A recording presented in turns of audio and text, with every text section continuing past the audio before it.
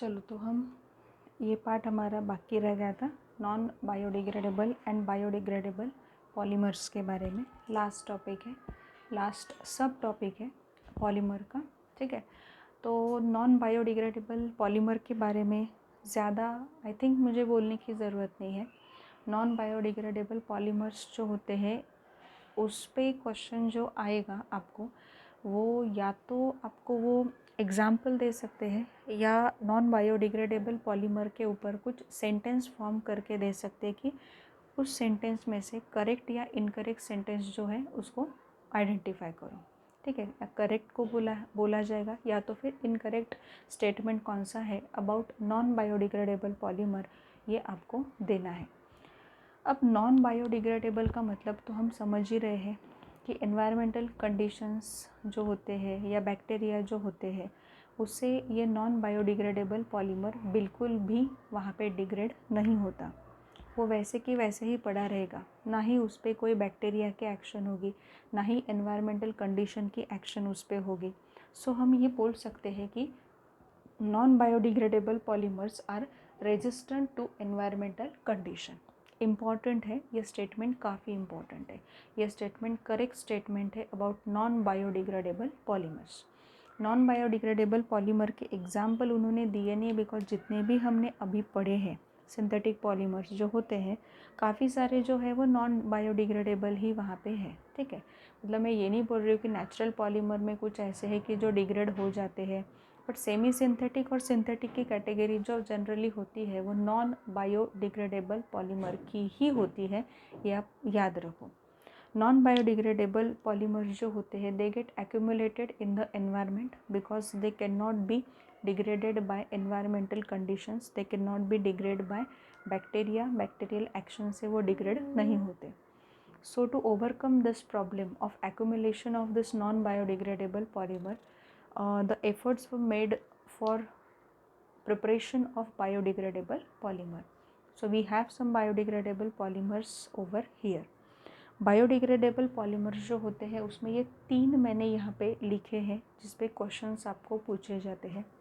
पहला है PHBV, दूसरा है डेक्स्ट्रॉन और तीसरा है नाइलॉन टू नाइलॉन 6। ठीक है, सो ये जो यहाँ पे PHBV, dextran, nylon two nylon 6 ये जो पॉलीमर की मैं बात कर रही हूँ, मोनोमर याद रखने हैं आपको, पहले भी यहाँ भी वही होगा।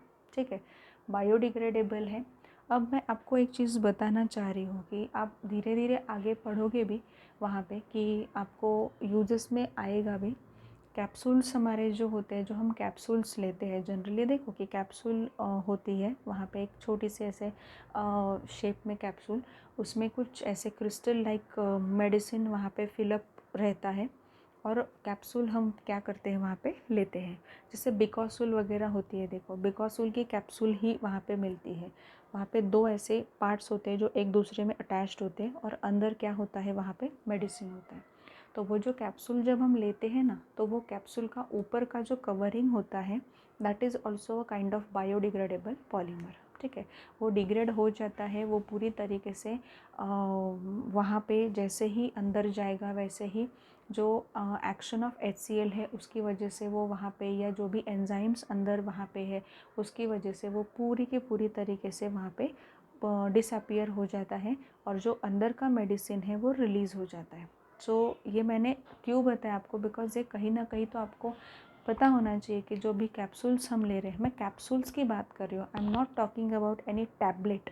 टैबलेट और कैप्सूल में थोड़ा सा डिफरेंस होता है। टैबलेट और कैप्सूल आप बोलो कि मैम मेडिसिनल ही तो है यूज़ उसका, तो मेडिसिनल है, बट द जो भी वो उसका जो एक हम जैसे बोल सकते हैं कि दिखने में वो कैसे दिखता है वो अलग है दोनों भी।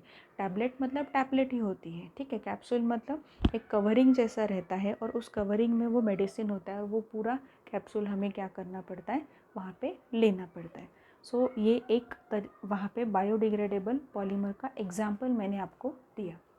Now moving towards PHBV। PHBV जो है वहाँ पे उसका पूरा लॉन्ग फॉर्म जो है वो याद करो, पॉलीहाइड्रोक्सी ब्यूटारेट को हाइड्रोक्सी फेलरेट। ठीक है, सो ये यहाँ पे है। यहाँ पे इतना ही याद रखना है जितना मैंने आपको बताया है। कोपॉलीमर क्या है, मोनोमर, ये कोपॉलीमर है। यहाँ पे PHBV is a copolymer of which monomers, monomer लिखे हैं 3 hydroxy butanoic acid and 3 hydroxy pentanoic acid. अब यहाँ पे एक है कंडेंसेशन टाइप की एक रिएक्शन यहाँ पे हो रही है, क्योंकि वाटर मॉलिक्यूल यहाँ पे बाहर निकल रहा है, ठीक है, और फिर PHBV वहाँ पे होगा। ऑब्वियस सी बात है, वहाँ पे एक ब्यूटानोइक एसिड है, दूसरा भी पेंटानोइक एसिड है। ईस्टर लिंक फॉर्मेशन के चांसेस बहुत ज़्यादा है, यहाँ पे ईस्टर लिंक का फॉर्मेशन आपको मिलता है। नेक्स्ट है देखो dextran. Dextran again it is a copolymer. Dextran is also a copolymer of glycolic acid and lactic acid. We know very well about lactic acid. Just see the structure of glycolic acid from your textbook. ज़रूरत इतनी भी नहीं है, but just for the sake of knowledge, for the sake of convenience कि हम याद रख सके मोनोमर कौन से हैं, स्ट्रक्चर सामने भी रहेगा तो भी आपको याद हो सकता है। सो यहाँ पे ये 2 मोनोमर है जिसकी वजह से डेक्स्ट्रॉन फॉर्म होता है, and dextran is also a kind of copolymer, ठीक है। नेक्स्ट है ईस्टर लिंक, यहाँ भी आपको दिखाई दे रही है। Moving towards a very important biodegradable polymer which is nylon two nylon 6, ठीक है।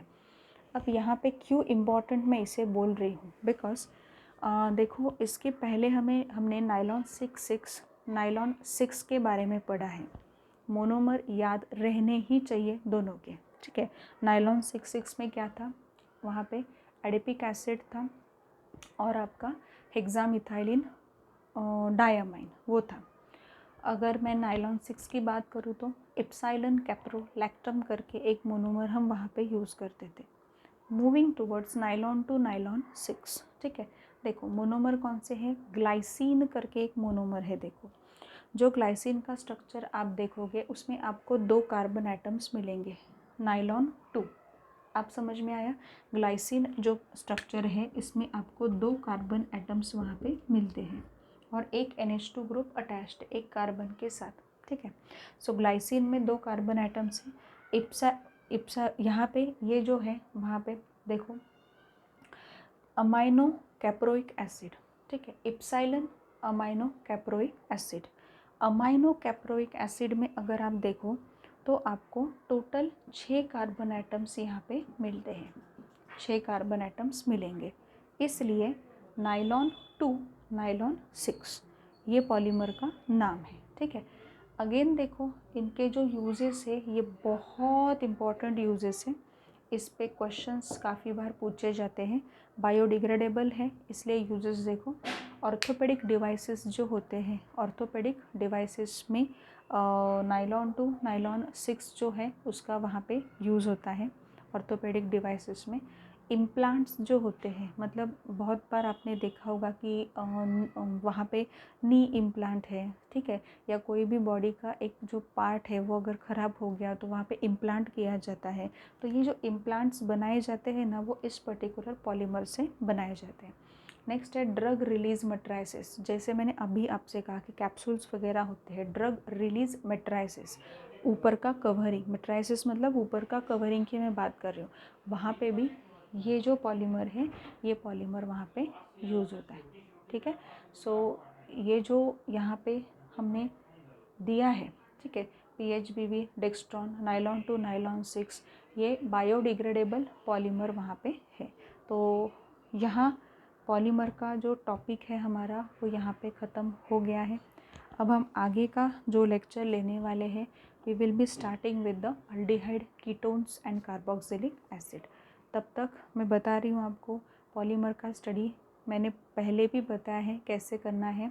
सबसे पहले पॉलीमर, उसके बाद मोनोमर का कॉलम, उसके बाद क्लास ऑफ पॉलीमर एंड उसके बाद यूजेस। ऐसे करके अगर आप ये अलग अलग करोगे तो काफ़ी अच्छे से पॉलीमर का स्टडी आपका हो सकता है। सो नेक्स्ट लेक्चर तक आप पॉलीमर करो। अल्डिहाइड कीटोन का भी असाइनमेंट आपको जल्दी ही मैं प्रोवाइड करने की कोशिश करूँगी। सो तब तक अच्छे से पढ़ाई करते रहो। 3 टॉपिक्स कवर अप हुए हमारे, alcohol, phenol, ether, biomolecule and आज पॉलीमर भी हमारा कंप्लीट हो चुका है रिवीजन के साथ। रिवीजन काफ़ी अच्छे से हमने वहाँ पे किया। की है, ठीक है।